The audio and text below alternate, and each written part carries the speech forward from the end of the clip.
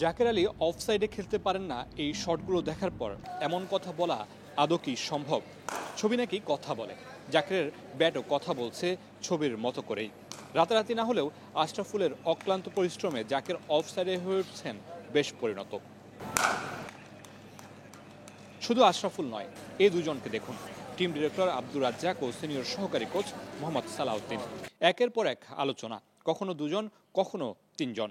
উদ্দেশ্য একটাই, জাকেরকে কিভাবে ফর্মে ফেরানো যায়। সেই পথে নেট অনুশীলনে অনেকটাই সফল ব্যাটিং কোচ আশরাফুল, সিনিয়র সহকারী কোচ মোহাম্মদ সালাউদ্দিন আর টিম ডিরেক্টর আব্দুর রাজ্জাক। সফল না হয়েই বা যাবেন কোথায়? বল, ব্যাট, প্যাড তুলে রাখা আব্দুর রাজ্জাক নিজেই যে নেমে পড়েছেন বল হাতে। জাকেরকে একের পর এক বল করে গেছেন, জাকেরও সন্তুষ্ট করতে পেরেছেন সাবেকেই বাঁহাতি স্পিনারকে, সেটাই হাততালি বলে দেয়।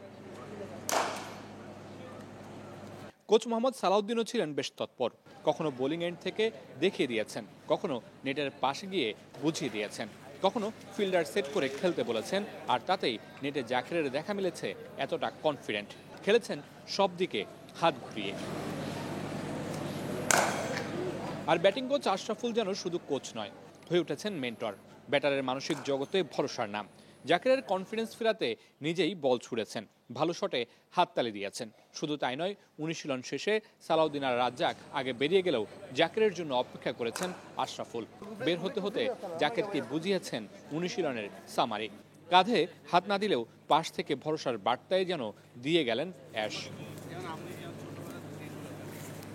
অনুশীলন শেষে তৃপ্তি মাখা মুখ নিয়েই নেট ছেড়েছেন জাকের। ঢাকা টেস্ট নয়, জাকেরের অনুশীলন ছিল মূলত আয়ারল্যান্ডের বিপক্ষে টি-20 সিরিজকে ঘিরে। সেখানে পুরনো রূপে ফিরবেন জাকের, সেটাই দেখার অপেক্ষা। Mamunur Rashid, star news, Sylhet.